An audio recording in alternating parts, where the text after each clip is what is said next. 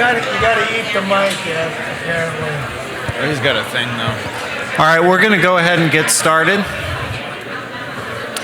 For the our second panel, which is going to focus on a discussion of Arizona mental health laws in Arizona. When Mary Lou sent me the names and information for the panelists, I'm basically a self-reflective person, and it really begged the question for me: what do you call a C- psychology student who couldn't get into law school? Moderator. That's my job. These folks are the A students and the overachievers. With us this morning on this panel, we have attorney Bernardo Garcia, who really has, since 1991, worked in criminal defense here in the Phoenix metropolitan area, really specializing in providing mental health services. I'm going to ditch the echo mic. But providing representation to clients with mental health disorders and those who speak Spanish, to frankly underserved populations when it comes to legal representation in our system. The biographies that are in the materials are certainly extensive. The most important thing a couple very, very important things about Bernardo. He has employed a golden doodle, and that is a remarkable element to an office, a law office. I wish that I could employ my boxer mix in the county. And how many people in this room were born in Joliet, Illinois? Bernardo and I were born in Joliet, Illinois. The shadow of the prison. Possibly switched at birth, and he's very fortunate that he didn't get my parents. Also with us today is attorney Nathan Jones, who works in northern Arizona, primarily in the behavioral health side of the system, providing representation for the REBA up there, and as general counsel for the Guidance Center, which has been providing community mental health services for decades in the Flagstaff area. Certainly the overachiever of the group, because one job just isn't enough. And we're absolutely privileged today to have Dr. Joel Dvoskin join us on this panel. He is a forensic psychologist, certainly a destination I could have gone had I been more dedicated to my studies in my years of college. What is absolutely stood out to me in looking at a career that has brought scholarly articles, consultation services, direct services all across our country, was that clearly it was a career inspired by the Johnny Cash song, "I've Been Everywhere." Right. Because he most certainly has, and today he is with us, and we all benefit from his extraordinary experience working with folks throughout the criminal justice system, certainly individuals who are dealing with mental illness, and working at program reform, criminal justice reform. As we kick off this discussion about laws in Arizona, I want to start in a very positive place.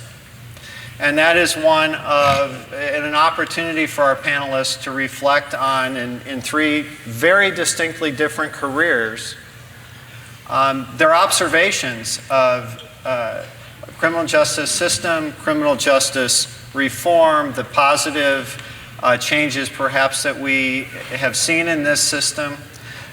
So with that, Dr. Dvoskin, perhaps. I'm not sure how positive. I guess I'll start with the positive. Is Arizona's way ahead of much of the United States. When you're driving your car in the mountains, sometimes you're riding along what you think is a flat area, and all of a sudden your car starts to get real sluggish, and you think there's something wrong with your car until you look in the rearview mirror and realize you just went up a mountain. But because the Rocky Mountains are in front of you, you feel like you haven't made any progress. Well, Arizona's made a ton of progress. In community mental health, we're in the top quarter of states. We're not a rich state, but we're in the top quarter of states in community mental health. Our inpatient bed availability, we're in the bottom quarter of states. But I think that's a better place to be. We're about right in the middle in terms of per capita spending on mental health of the states. But we've done a lot of really progressive things. Largely that's because of Arnold versus Sarn in Maricopa County, our biggest population center. That's the positive. But there's also a lot of work yet to be done. There's a mountain in front of us. And I just want to kind of randomly comment about a few pieces of this. One of them is when we talk about serious mental illness, most people see that as a diagnostic question. And the DSM is not our friend here. The DSM categorizes people in a way that's not very helpful. Schizophrenia doesn't cause people to be disabled. Schizophrenia is just a name we call people. What disables people is confusion or hearing voices and dimensional diagnosis. What is it that we're treating? What is it that's wrong? What is it that's interfering with a successful life? That's what matters. And when it's not dealt with, that's what leads people into the criminal justice system, not their diagnosis. There's plenty of people with diagnoses of every mental illness you can think of who are living perfectly safe lives in the community and not hurting anybody. The vast majority of people with the diagnosis. The next one is that, and I hope I don't hurt anybody's feelings with this, but the jail versus treatment, that's a false dichotomy. A very, very small percentage of crimes that are committed by people with mental illness and a tiny percentage of serious crimes are due to the symptoms of the mental illness. Probably about 10%, although it's really hard, the research is difficult to do. Generally speaking, people with mental illness commit crimes for the same reasons that people without mental illness commit crimes. Stress, poverty, rage, etc. If all you do is get people treatment, we know now from some great studies, you asked me during the break and I'll be happy to give you some names, but if all you do is improve mental health treatment, you don't get better criminal justice outcomes except for that small percentage of crimes that are due to the symptoms of mental illness. You have to include criminogenic variables, the things that cause people to commit crimes. The next point I wanted to make is that the problems that were talked about today are not just about people with mental illness. We lock up way too many people for way too many reasons, and the overwhelming one is social adversity, poverty, racism. Just walk around a prison and you will not, if you're looking for an evil genius, do not go to the Arizona State Prison. I used to work there. You will not find Hannibal Lecter. He's running for office somewhere.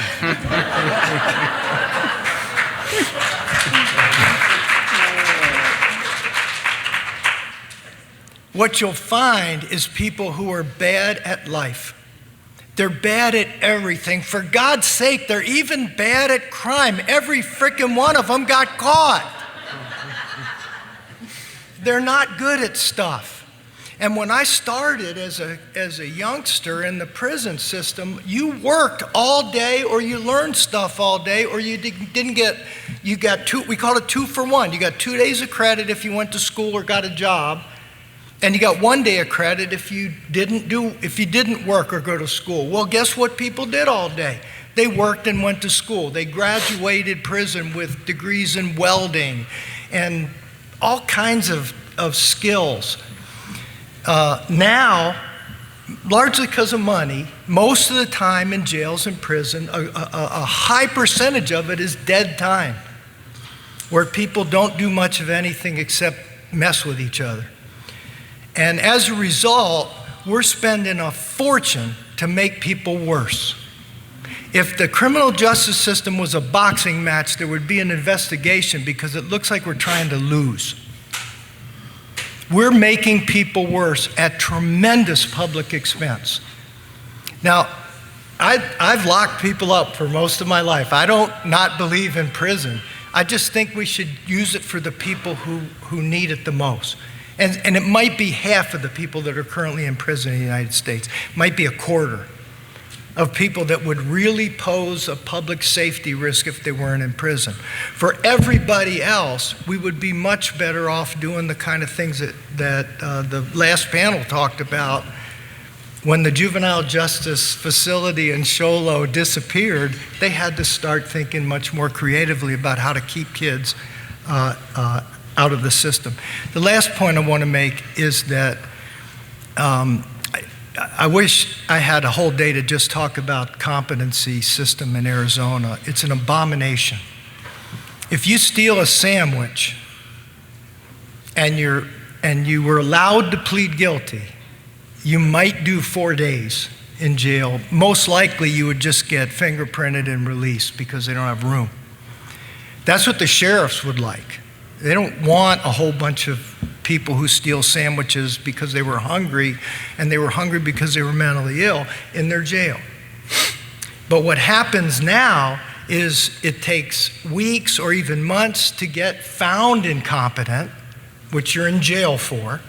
And then in Arizona, amazingly, you stay in jail for restoration instead of being sent to a psychiatric hospital, which is what the law used to require. And you stay there getting, I almost said a bad word, I'm really trying hard to not curse at these things. I worked in prison for too long and I have a potty mouth. You get lousy medical, psychiatric care in jail, but now they have a program they call competency restoration where somebody comes and tells you what a prosecutor is twice a week. Except that that's not why you were incompetent. A small percentage of people are incompetent due to ignorance. The vast majority are incompetent because they're psychotic and what they need is good psychiatric care. Well, if you're looking for that in the jail, you're looking in the wrong place. At least in Pima and Maricopa County, where I know something about it. And it's not the people, they're good people that are trying their best in there, but they may as well be, they're pushing a rock up a hill and it just keeps rolling back down because they don't have good enough psychiatric care for anybody. And heck, most of the people I know who are incompetent, they've been arrested so many times, they already know the prosecutor's not their pal. They could teach the competency course, except that they're psychotic and they're confused and they can't talk to their lawyer or they think their lawyer is Satan. We're fixing the wrong thing, and I could go on. I apologize, you guys. No worries.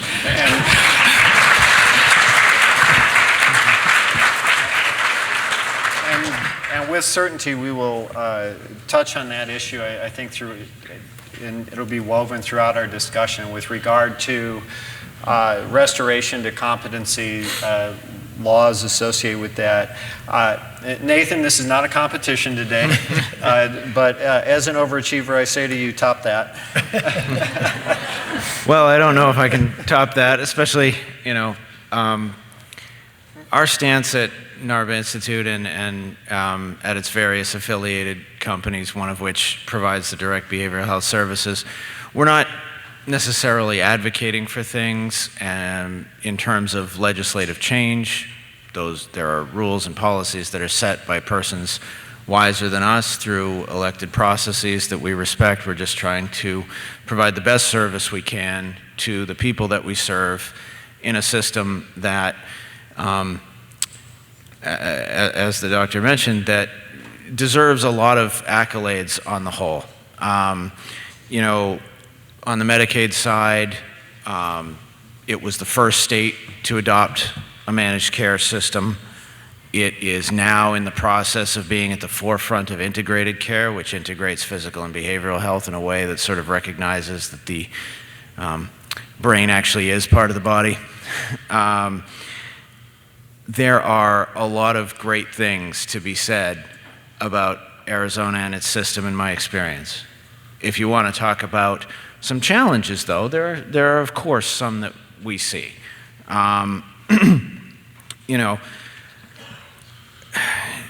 big one for us is a lot of the things related to Title 36, the civil commitment, which should be talked about because it is a significant piece of the alternative to that incarceration setting or to the criminal justice process.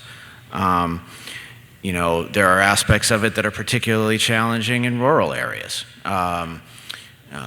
You have to think about the fact that successfully pursuing an order requires, under current law, 2 psychiatrists, a social worker, another witness, typically a crisis worker, someone to do a physical exam, typically a nurse practitioner. It's extremely, that's essentially our entire inpatient unit. It's incredibly it would not be possible to bring those folks into a jail setting to expedite that process in a way that will allow us to do it outside the facility setting. There are a number of challenges with respect to once the order is obtained. We have a really great system, I think in a lot of ways, for the process of getting it, and certainly down here in Maricopa it has a lot of staff behind it and a lot of folks that are focused exclusively on it. But what do we do once the order is obtained? There's an expectation on providers to essentially adopt a surveillance type of function, despite they don't have probation backgrounds. It's hard to enforce the orders.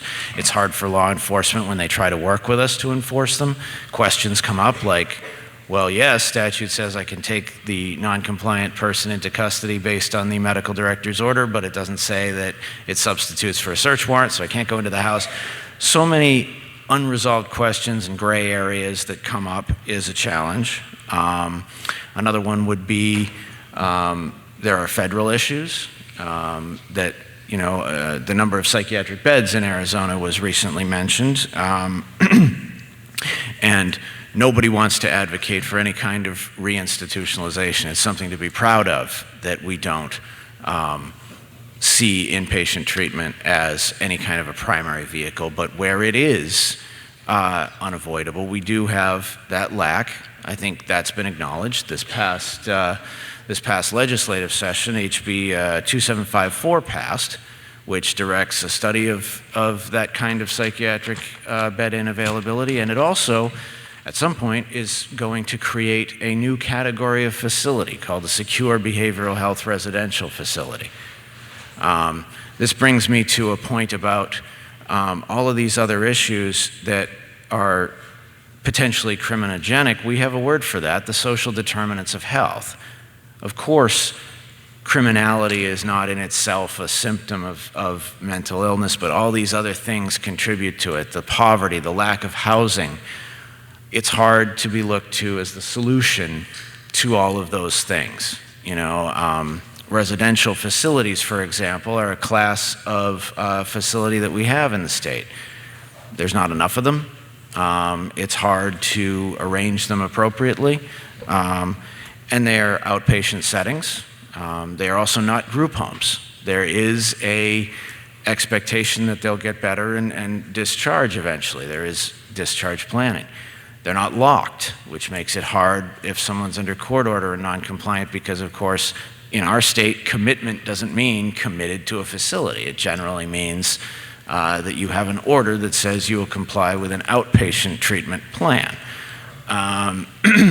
So the state is responding to these things. We're already seeing those laws passed. I want to see where things like HB 2754 go now that it's been signed into law, but I want to highlight that as some of the challenges. Other obstacles to beds for the people who really do need them when it really is a least restrictive level of care that works. Federal level, the IMD exclusion. Show of hands, how many folks know what that is? So we got some, but it essentially is a federal decision meant to, admirable goal, right, of not wanting federal funds to create more institutions or large institutions, so you exclude from Medicaid funding dedicated psychiatric facilities of over 16 beds for adults. Creates an obstacle, especially in rural communities where we're capped. We have exactly 16 beds for that reason. Otherwise, we can't have a length of stay that exceeds 15 days. These are just some quick highlights that come immediately to mind, but that, you know, on moving boldly forward into integrated care, discussing civil commitment and how it works here in Arizona and what could be done to improve it, especially in rural areas where we don't have the expertise. There's the competency evaluation issue, a challenge for us as well. There's a nationwide shortage of psychiatrists and psychologists, and an even more acute shortage of ones who are interested in doing forensic work. So that's just filling those positions. That's why it takes so long to get a Rule 11 evaluation. Someone has to conduct it, and we have to recruit for those positions. It's difficult to do, it's difficult to attract. We can expand access to telemedicine and telehealth as a partial solution, but we also need to think about the various settings where these things may take place and the challenges they have.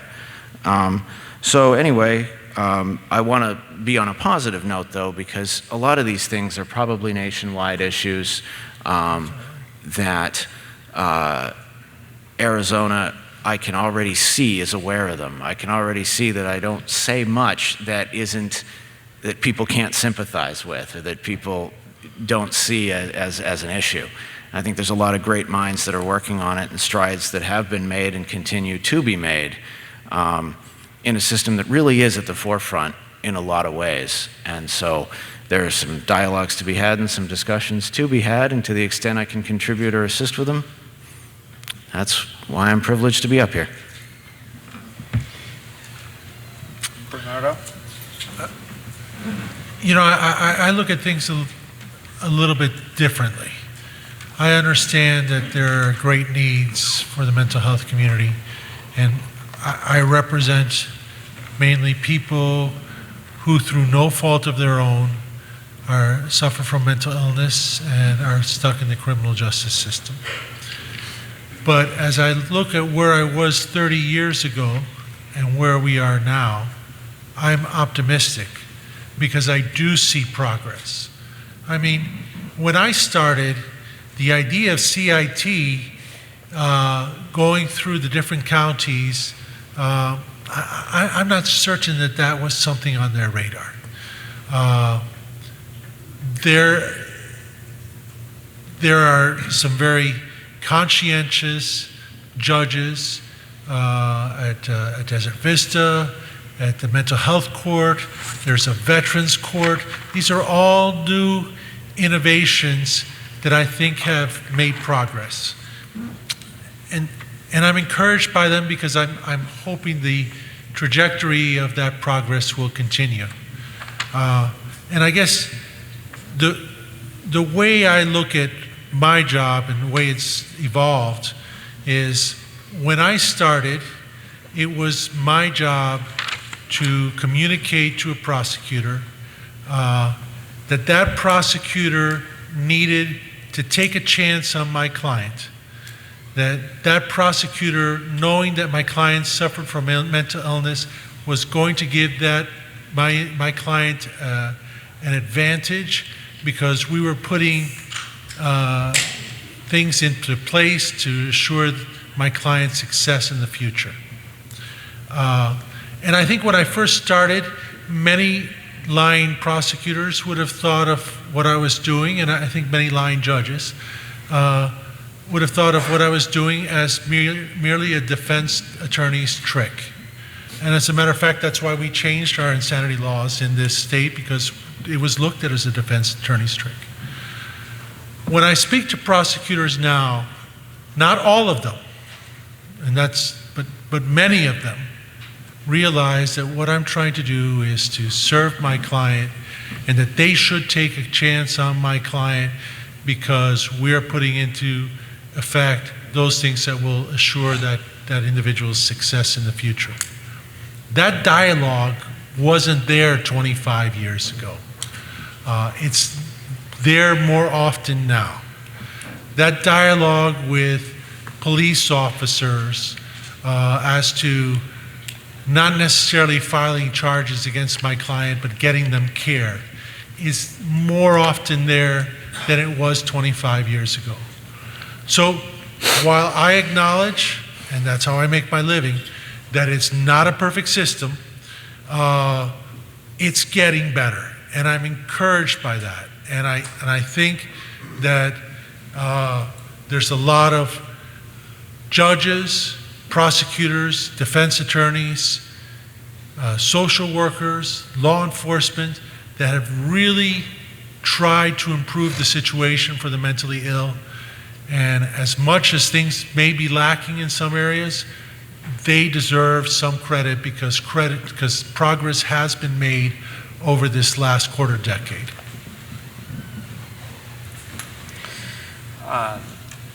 And that was, and largely the theme also this morning of the conversation, progress, opportunity in the future. This is the time of year throughout Arizona that County Board of Supervisors, folks at the Supreme Court, every municipality throughout the state is thinking about what legislative reform efforts may have importance, what leverage, what effort, what energy might we consider putting behind statutory changes, reform. Is there anything any message, any thought you would give to political leaders and others in positions of thinking about what is it we do, what would be an important thing to try to advance a meaningful change in statute that could improve this situation? Is there something? Well, I'd like to rephrase that question, because I deal mostly with the courts, and I think there's some administrative things that we can learn from some of our courts that should be adopted by all of our courts. Mm-hmm. The city of Tempe and the city of Glendale have marvelous mental health diversion programs. Those programs need to be adopted in all jurisdictions throughout the state. We need to have a more meaningful diversion program on the felony level. I mean, it just doesn't happen in Maricopa County. There's some diversion, but we need to have a more meaningful diversion program in Superior Court. And these are things that can be done by our administrators and our judicial officers without having to worry about whether or not we can make it through the legislature and a governor's signature. So some of our blueprints are already out there. They just need to be adopted by more courts and by higher courts. Just to show a hand, how many prosecutors are with us today? I predicted one that wouldn't need to be here, and I was wrong. It's 0. And absolutely, there's a power in administrative levels and decision makers to really, we talked about this morning, share information, communicate what programs are successful. Here's the avenue to implement. Diversion programs are at the heart of one of these serious challenges, particularly in superior courts, of providing the access because the access funnels through at prosecutorial discretion of, do we have a diversion program or we don't? That picture in Cochise is, one of a real challenge around felony charges to build diversion capacity. But information sharing, as you mentioned, is so critical in getting folks to understand the value. Dr. Dvoskin? Ed's question about the prosecutors is a brilliant one. I'm going to tell you, if you want to do something to accomplish these goals, take a prosecutor to lunch. Every single one of you, just go find a prosecutor, take them to lunch. And I'll tell you, first of all, it's a free meal, so they'll take it. And the second thing is give them an award. Catch them doing something right and give them an award for it, and they'll show up to get the award. But it's depressing in one sense, but this is hard, but it's not complicated. The prosecutors have more power to fix why we're here than everybody in this room put together. They control everything. So remember that person who stole a sandwich that's going to spend $100,000 of county money to be in jail for a year and a half, instead of giving them $5 for a frickin' sandwich. Right? That's not conservative values. That's not a good use of public monies, right? And so you say to the defense attorney, well, why don't you just plead him out? Well, they say, I can't plead a guy out if he's incompetent. That violates his constitutional rights. But you know what you could do is drop the charges after 5 days of being in jail or 15 days of being in jail and save the county a fortune and not ruin this poor guy's life, and then maybe figure out a way to get him some food stamps so he doesn't have to steal his next sandwich because he's hungry. It's not rocket science. It's just that the people who get it don't have control over this. A defense attorney can beg a prosecutor to drop the charges, but ever since Willie Horton, I don't know how many of you remember Willie Horton ruined America. Because every politician's greatest fear in life is releasing the next Willie Horton. God forbid I should lose my job as a public servant. And so as a result, we're preventing some more sandwiches from being stolen, and ironically giving the guy more expensive sandwiches in jail every day for the next year. What planet does that make sense? It's not Earth, that I know for sure. And I think that a common frustration of folks in the criminal justice system is about who has control. And Bernardo, earlier this morning, you made the point about the defense attorney trick, the compelling argument and the personal, depending on frankly relationships and communication, give an opportunity for change to this person, let the systems that exist be an opportunity.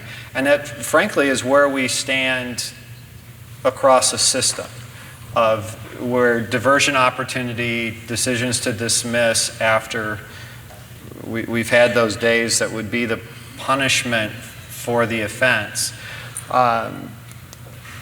Additional thoughts on where we stand with our legal processes and some of those very simple solutions? So I'll echo what both of my colleagues here have said, which is that first, there is so much that can be done that's outside the legislature. It is absolutely true that under the current situation, that much power has, whether it's major things and issues like mandatory minimums and that sort of thing that really transfer a tremendous amount of authority from judges to prosecutors. That's real. And so is prosecutorial discretion.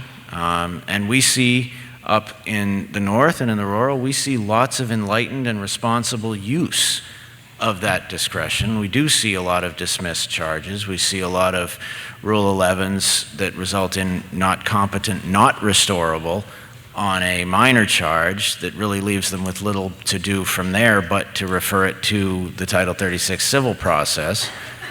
But of course, in order to be in mental health treatment does not house someone or feed them. And there's often an expectation that it will. I get a lot of, well, what's their placement? There isn't necessarily a placement. You get a lot of words that really come from the developmental disability world, but there's going to be a medical necessity decision. Maybe substance abuse is the issue, and that by itself isn't a civil commitment qualifying criteria. There's a lot of reasons why we haven't been able to look to that system to solve homelessness and poverty and all these other contributing factors. So I think that while I mentioned earlier that it's not our role to advocate for legislative change, it's also important not to discount the need for legislatures to also take hard looks at these issues, whether it's at the federal level related to the IMD exclusion that I was mentioning earlier, and at the state level, how we can streamline processes like Title 36 that are set by statute, how we can augment them with options, how we can look at what is covered. What do we consider to be a healthcare service?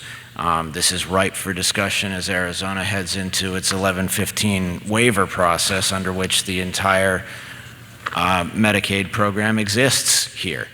That process may present some opportunities to talk about social determinants of health and how they can be folded in better with that system.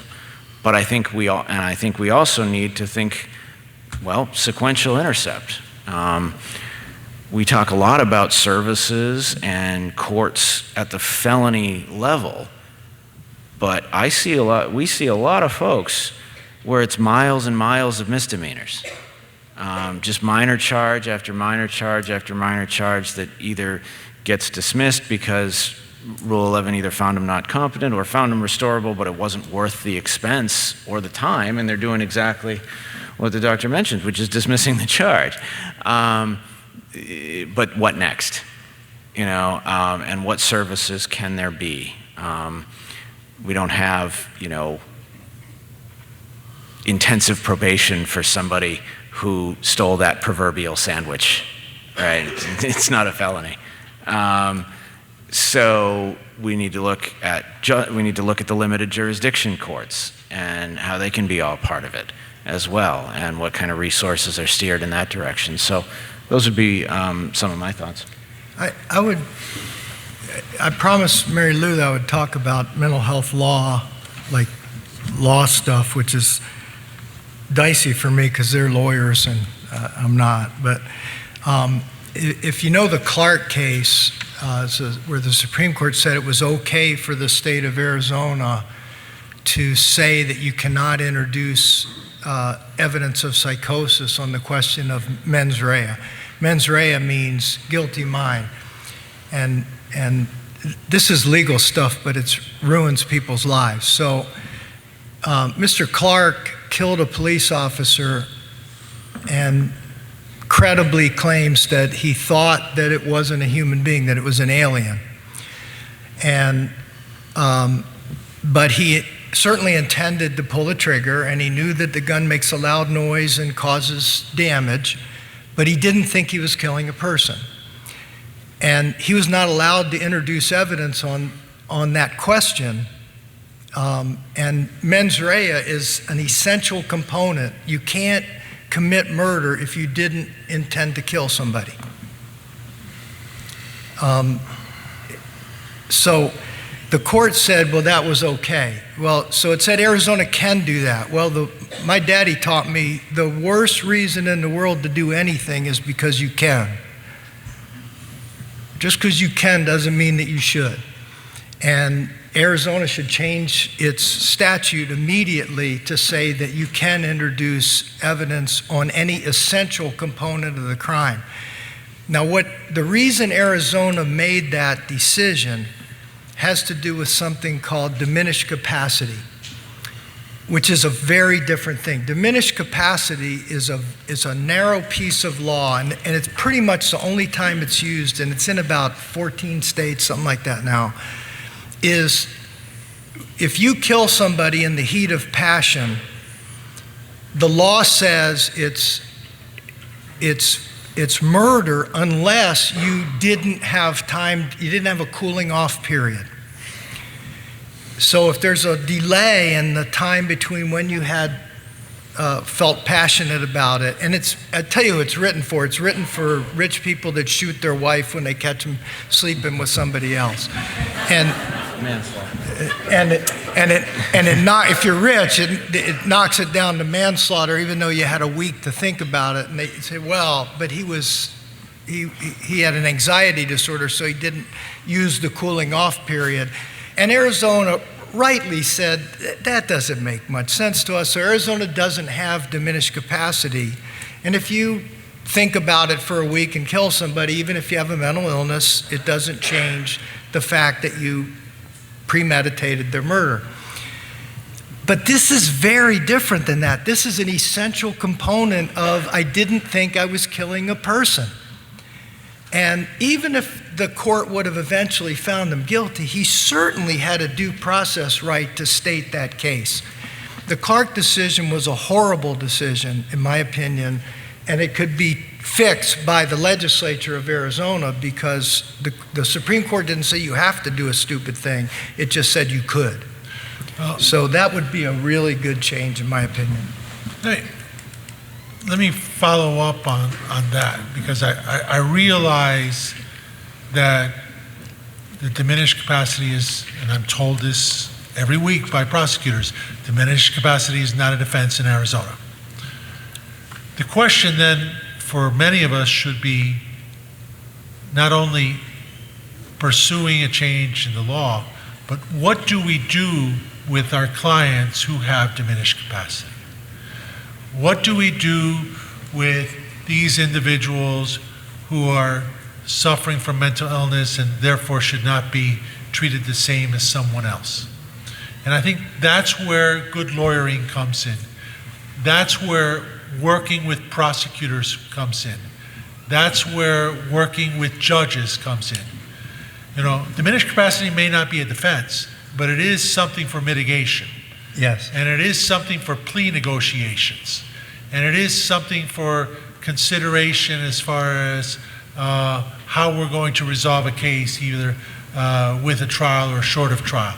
So again, I come back to what I was saying at the beginning. I think we're in a healthier position than we were 25 years ago.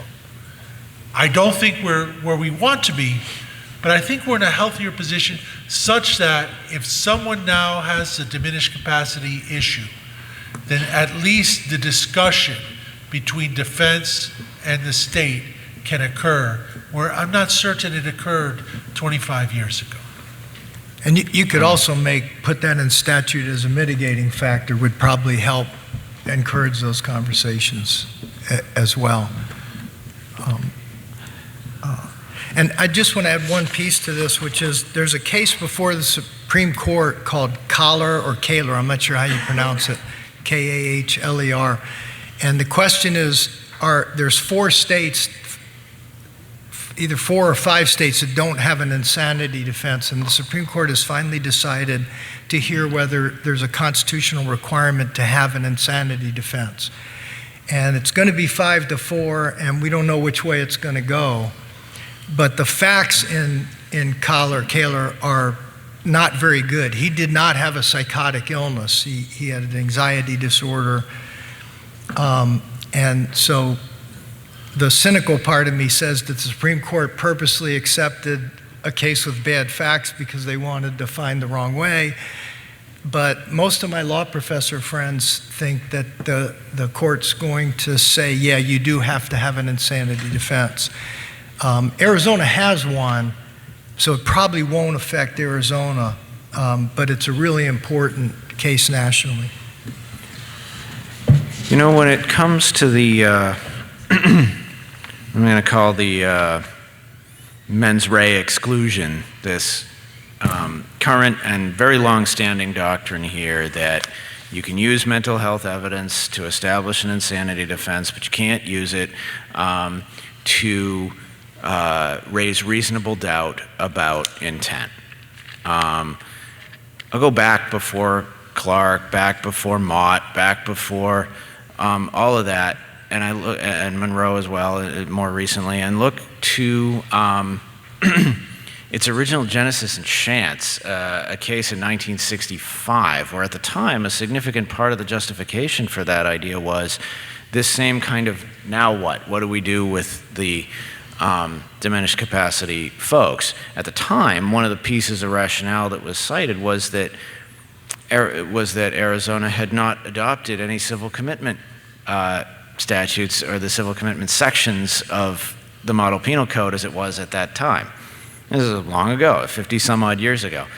Well, a lot's changed since then. I don't take a position personally as to whether it should change. I'm not a prosecutor, I'm not a defense attorney, but if it does change, what I care about is, does it help get people who need treatment into treatment and perhaps out of incarceration settings? Because of course the other thing that tends to happen is all the examples you get are going to be appellate cases, which you don't see appeals of run-of-the-mill situations very often. You don't see a whole lot of published decisions, so what you get is facts that illustrate people that are very hard to sympathize with. They're all homicide cases. But of course, murder is not the only specific intent crime in existence. So, you know, what if I wanted diminished capacity evidence to come in on a burglary about whether I was really trying to commit a crime inside the house I was breaking into or what have you? You know, there are things besides murder, but murder is all you end up reading about, and it leads to some unsympathetic facts. I mean, there's, although sometimes you can get some more interesting facts, like the Mott situation, which was actually a felony murder case, meaning the person didn't actually commit the killing literally, but rather they failed to prevent child abuse, and they tried to, the defense was trying to introduce battered women's syndrome as a defense, i.e. her desire to protect the abuser, related to defending against the mother who had gotten a first-degree murder charge for not taking the child that her husband beat to the hospital. She went down on first-degree murder for that. She didn't beat the child, she just didn't take him to the hospital because of that precluded evidence.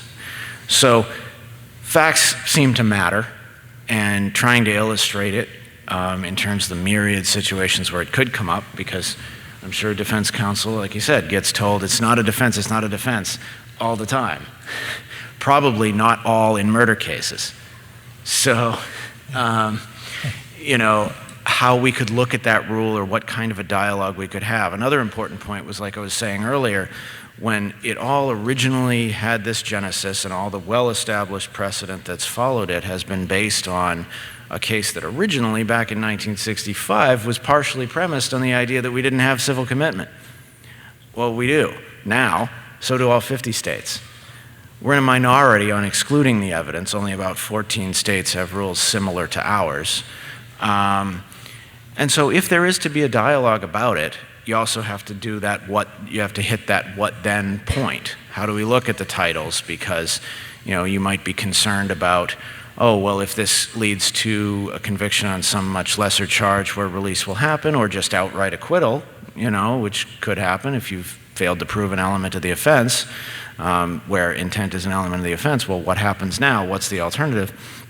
Maybe it's not regular Title 36, which is typically an order that essentially says you have to go to your outpatient appointments, the court has more options than just that. But it also would need places to put them. And like I said, we're creating new licensure categories already with this new law that eventually, probably take a few years to draft the rules, but the secure behavioral health residential facilities and that sort of thing under the new bill. I'm just saying, this is a long-standing, very well-established, pretty much axiomatic rule that lawyers just know. If it is going to change, will that help us get people who need treatment into treatment and out of incarceration type of settings, while also balancing that against the safety of society and the victims' families in the case of serious offenses and that sort of thing. But it's a dialogue that seems to be worth having without necessarily me personally just prescribing some kind of universal answer from here, which I don't have. You know, I want to take the opportunity, because there is law enforcement here, and talk about the most common situation that I see in my office, and just a recommendation. The most common situation that I see in my office is a family has a loved one who is in a mental health crisis. They are unequipped to handle the situation. They call law enforcement to help with their loved one who has a mental health crisis. And when the law enforcement gets there, the person who is in a crisis will either flay or pull away or sometimes spit or kick or do something foolish because they're in crisis. And then you have a family who is seeking help and assistance, looking at their loved one being arrested, charged with a felony, and if they have a prior for marijuana, then they're looking at mandatory prison time.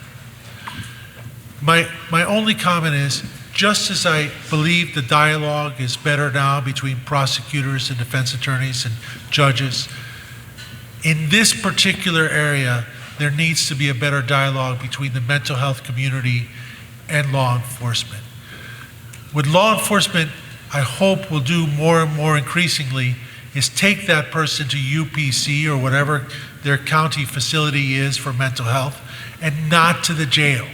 Because once you get them to the jail, then they're going to have to hire me, and we're going to have a long process to get them out of it. When all that was happening was family was asking for help. So for those law enforcement out there, I'd ask you to consider how you're going to respond to that situation, what you're going to do as a community. But it is unfortunate that a family with a loved one in crisis then sees a loved one in the criminal justice system. I feel like applauding for that comment. That happens many times a day. That is the most common scenario. The one way government could help, first of all, the police officers in the room are probably the wrong people to say it to, because they already do what you want. It's the police officers that aren't likely to be at a meeting like this, that either haven't received the same training or don't have the same options to take a person. But what government could do, in addition to supporting even more CIT, is why would a police officer take somebody to jail instead of to a mental health crisis setting? And the answer is because they got a sergeant screaming at them to get moving because there's 3 burglaries they have to respond to, and they have to stay at the emergency room for 6 hours while they're waiting for whatever has to happen in the ER, for an evaluation, for somebody to say, yeah, we'll take charge of this person. In New York City, we worked out a deal where the police could come and go within 1 hour. We basically got the ER wanted some stuff from the police, so we got the ER to agree at Bellevue to agree that they would move anybody the police brought in to the front of the line. That's all it took. It didn't cost a penny. And it sped up so that a police officer basically took the same amount of time to book somebody in jail that it would take to hand them over to a crisis center of some sort. So that's something government could facilitate that would address this common issue that Bernardo was talking about. In response to Nathan's case, I just want to tell you one example. I had a client who we received who had broken the picture window of a furniture store, and the police found him sound asleep in a bed in the window that he thought he lived there.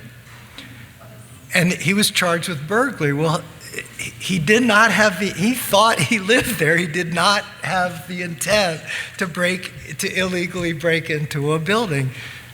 Our system doesn't have a lot of common sense.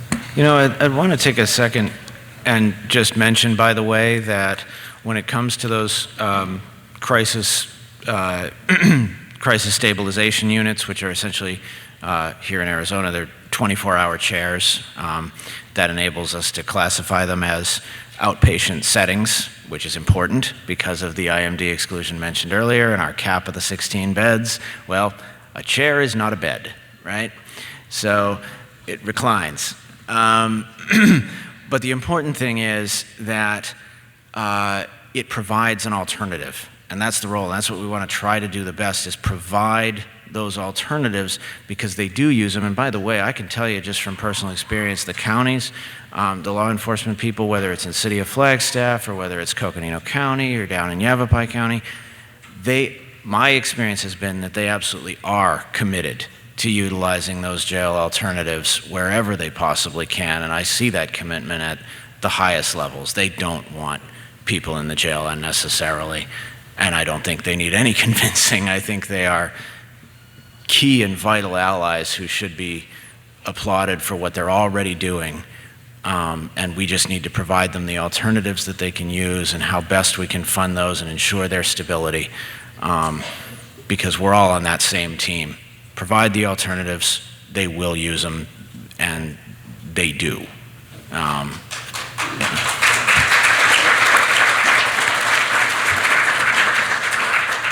One of the common themes, whether threads throughout this discussion, regardless of the statutory environment, the local environment, the opportunities that are presented for formal training, who your sergeant is, who the chief is, who the judge is, that by knowing the existing environment, the law, the resources, sharing that information with others, providing formal mechanisms for people to get the information about resources and services, to avoid engaging in change for change's sake.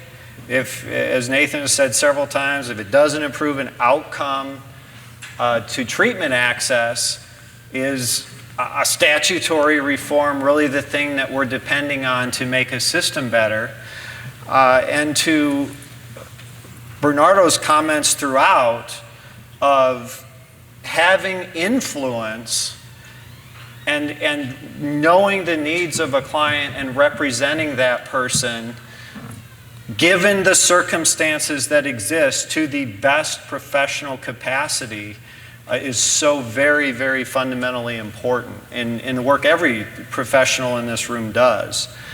One of the things when I was reviewing the backgrounds of the panelists that struck me is that Dr. Dvoskin, a fair amount of your work has been in consulting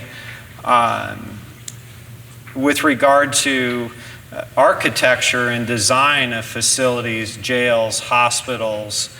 And one of the current factors in Arizona, about half our counties have jail districts that generate specific tax revenues to enhance services in jails. A lot of our facilities are very outdated. And I guess, and for, I know Bernardo and your visitations of clients in jails and work with clients, I'm sure there's been discussion of the environments themselves at jail. For me as a county administrator, it's liability inducing. And we do see and are seeing throughout Arizona a lot of claims coming from the environment. So it just, for me, the question is, I mean, how does the design of our facilities and the environments that we've created there help or hurt our progress in better serving the mentally ill? You want to go first? Go ahead. So if I had a limited amount of money, it's very likely I would spend more of it on people than on the building, to be honest with you. If you're building a new facility, then you should build it right, because it doesn't cost any more to build it correctly than it does. Retrofitting old jails is an expensive business. And if I had more people who made a better living so that the ones with good experience didn't have to quit, and better training, I can overcome some of the limitations of a physical plant more effectively than by changing the physical plant with the same number, type, and untrained staff, number one. The exception to that is suicide prevention. Suicide prevention is by far what costs jails the most money. It adds to the public liability, and it kills people. So whether you're on the right or the left, you should be adamantly opposed to jail suicide. Now, the way that you can't fix a whole bad jail, but you can fix a certain number of cells. So if you enlarge the vision panel so that it's much easier to see into a cell, if you make sure that there's nothing from which it's easy to attach, there's nothing to which it's easy to attach a ligature, so it's more difficult to hang yourself. And if you make sure there's no sharps in the room, you can make it much more challenging to kill yourself in jail. It's never impossible, but it doesn't have to be easy. And in most jails, it's easy. There's plenty of things you can hang stuff from. There's sheets and there's clothing, and you rip them up and you hang yourself. Or there's sharps in the room, and if you rip this vein open longitudinally, even if we get there quick, it's pretty hard to stop the bleeding. So when I visit a jail and they can't afford to fix the whole jail, which is almost always, what I tell them is at least fix enough cells that so a quick word about suicide. Some people are on acute suicide watch. It's easy to prevent them from killing themselves if you just put somebody right outside their cell staring at them. And that works, but it's expensive.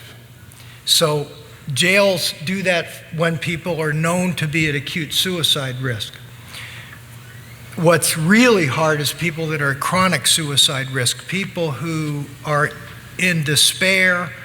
They've tried to kill themselves previously, but they say they're okay now, and you can't read their mind. So they're gonna be a high risk the whole time they're in jail, but you can't keep them on suicide watch the whole time they're in jail. It's cruel to them, and it's inordinately expensive to the jail. So what we recommend to jails that have that challenge is identify those people and put them in one housing unit or a part of the housing unit, and clean the heck out of that housing unit, so that it's really hard, and maybe put an extra staff member there so that you've got better observation. That if you've been watching television, this Epstein thing they're talking about, a half-hour watch would have kept him alive. It's absolutely, you could kill yourself 4 times in a half an hour. That's never kept anybody from killing themselves. I mean, they were short-staffed. That's why he was able to kill himself, and they're blaming the victims of it, or this poor staff that were working overtime, and one of them wasn't even a corrections officer, and the problem was that they had a lousy budget, and they had a hiring freeze. But nobody, I mean, when's the last time you heard a politician say, "This is my fault"? So, but that's how I would do it in a cost-effective way. It's not free, by the way. You still got to spend a little bit of money. But we did that in 6 prisons in Georgia, and I think I actually went around with the maintenance dude, and most of the stuff we fixed it while we were walking around. And I think we spent 50 grand on 6 prisons to at least create some safe spaces in all of the high-risk areas. So there's always a way to make it better, but fixing it 100% is a really, really expensive proposition. Well, I don't know much about jail facilities, but hospitals sure can sympathize. Ours is accredited by a place called the Joint Commission, which surveys for Medicare conditions of participation. And let me tell you, there are national patient safety goals and various other things that are extremely focused on ligature. There is ligature equipment for everything. There are ligature-resistant doorknobs, ligature-resistant screws, ligature-resistant power outlets, special drop ceilings if you can't have a solid ceiling. I mean, this is the #1 issue there. They've got surveyors that walk around with a string, drape it over things. I do that. I carry a handkerchief and I pull myself off the ground with it. And it sounds like, again, the prevailing message there is systems dependent on people. And people, connected people, caring people with the right information to equip them to make the right decisions and lead the right reform efforts, to put our energies at the things that do matter. As we wrap up this discussion, I'd like to give each of our panelists an opportunity to just make any final and closing comments for the group today. And again, these folks are going to be circulating and around if you've got questions to ask them, and certainly willing to provide some more information. But Bernardo, you want to kick us off? You know, when I first started practicing law, I had an older attorney tell me that a litigator argues and a good litigator persuades. I think we're at a stage in our community where we're able to persuade prosecutors and judges about doing the right thing. It's just a matter of us going out and doing that, doing our work, and not shouting, but persuading. Well said. Well, I'll echo that. I think there's a general sense that when it comes to the mental health related issues, everybody's on the same team and basically has the same fundamental goals. A lot of interests that have previously pointed at each other or been adverse to one another it's not the same. They're working together on a shared community problem, and I agree with that sentiment. I think the takeaway would be, think about, as you're down here at these conferences, think about those early pieces of that sequential intercept timeline or funnel.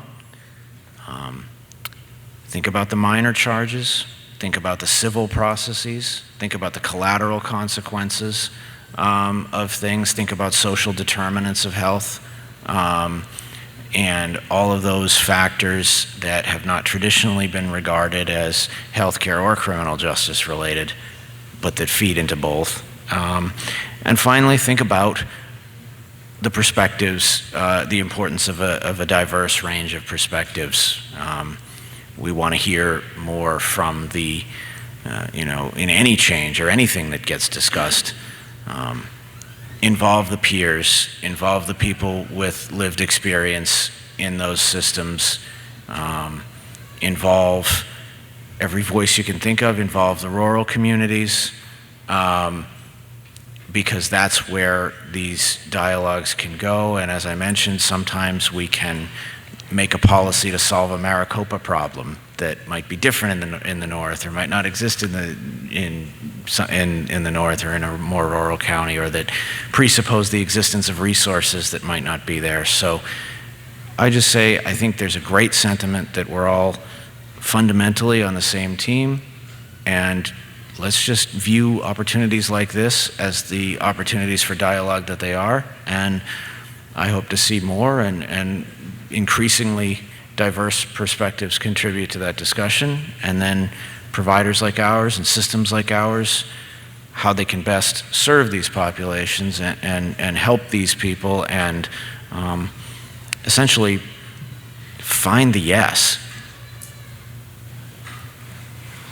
So I guess the first thing I would say is look around you, and the word diversity leaps off the page at me. You really got to expand the diversity of this group. The criminal justice system disproportionately affects people of color and people from communities of poverty, so many of whom aren't here. Also, Arizona is like most states, extremely urban, Phoenix and Tucson, and extremely rural. The Navajo County has this huge impoverished reservation. Their problems and solutions are very different than those of the cities. I was really excited to hear the first panel and hear some of the rural solutions that are being experimented with, and pretty successfully. So I think doing more things that work. The one word that we haven't mentioned nearly enough today is housing. If you don't have a place to stay, your chances of staying out are almost zero statistically. The not putting money into housing, in the short run, is really economically cool. You can save money this fiscal year, but the expenditures that emerge from people being unhoused, I think probably vastly exceed the costs it would have taken to house people. Now here's the problem. What is American government really bad at? And the answer is moving money from one silo to another. If the county's eating a cost, the state doesn't care. The governor says, I cut taxes, and the counties have to raise taxes to make up for the difference. And our counties are in fiscal danger, but we get to say that we cut state taxes. They should be required to add all the taxes and costs together and say, how much is it costing the taxpayer? Not, can I say I've cut federal taxes, so I'm a great guy, and the states have to eat it, or the counties.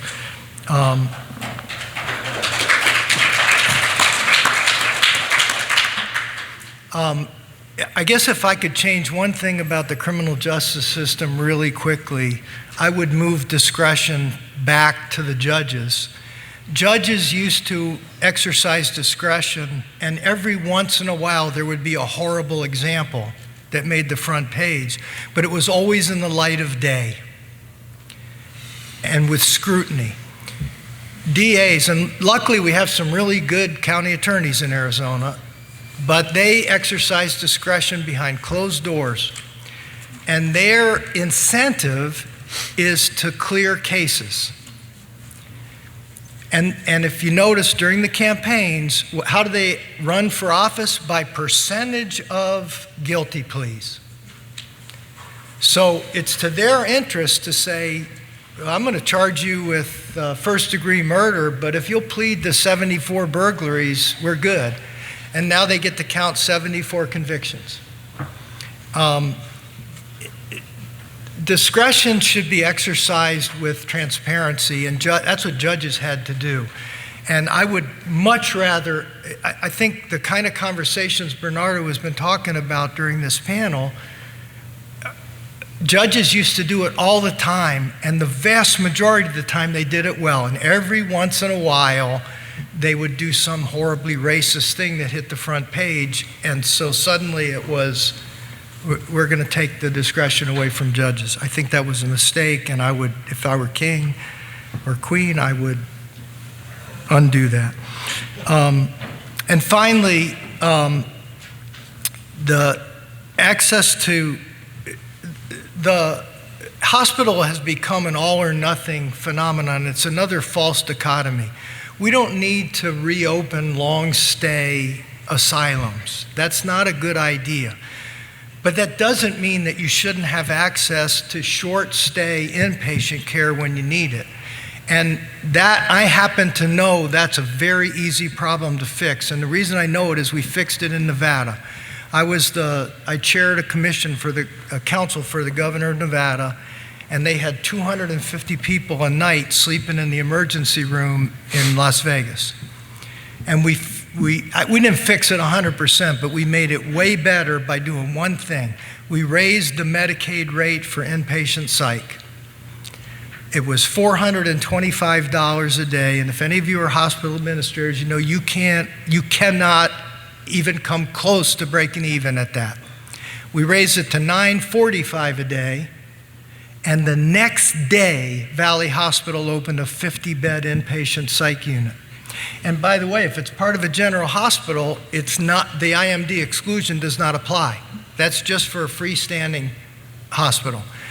So if the state of Arizona would raise the inpatient psych rate to something that a hospital could make a profit on, they would open more inpatient psych beds, and it would dramatically improve access to short stay inpatient care.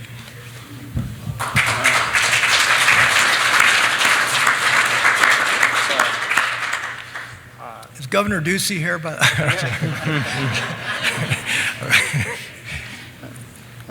All those who would vote for Dr. Dvoskin be king. It would be a big mistake. Everybody would have a guitar. What a mess. You could tell everyone it's your fault. So thank you very much for your time with us today. Huge thank you to you three professionals who have carved time out of your busy professional calendars and lives to come here and share information with all of us. Deeply appreciative, and I know the folks here today are as well, so thank you.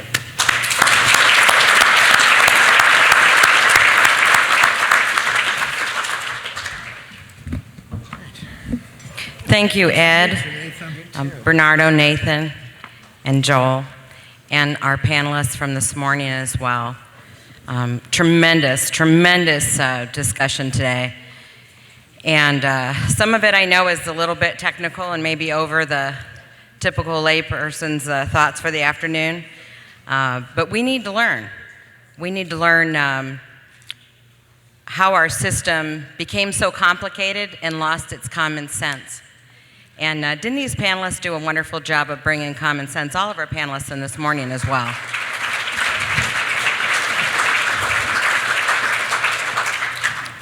And I have to say that we usually always have prosecutors here, so I want to speak in defense of prosecutors. And we did award Sheila Polk last year from Yavapai County with one of our Judicial Officer Awards for the tremendous work that she's doing up in Yavapai County. So I'm not sure what happened, but we thank you for the advice about expanding our borders, and we do the best we can, and we need help. So keep us in mind when you're talking about these topics. We're going to be able to get to lunch probably in about 5 minutes. We will reconvene at 1:30 for the awards.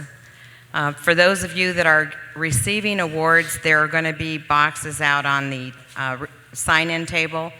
You can grab those now or later, but that'll help you get your award home safely.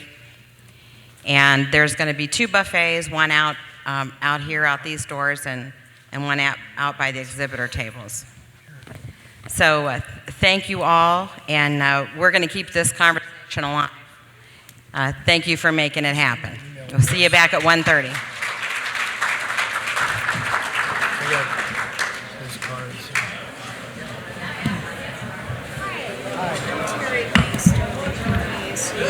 Nice meeting you. How are you? You too. Good, thank you. I'm Joel. I know. I really enjoyed listening to you, and I'm going to like it.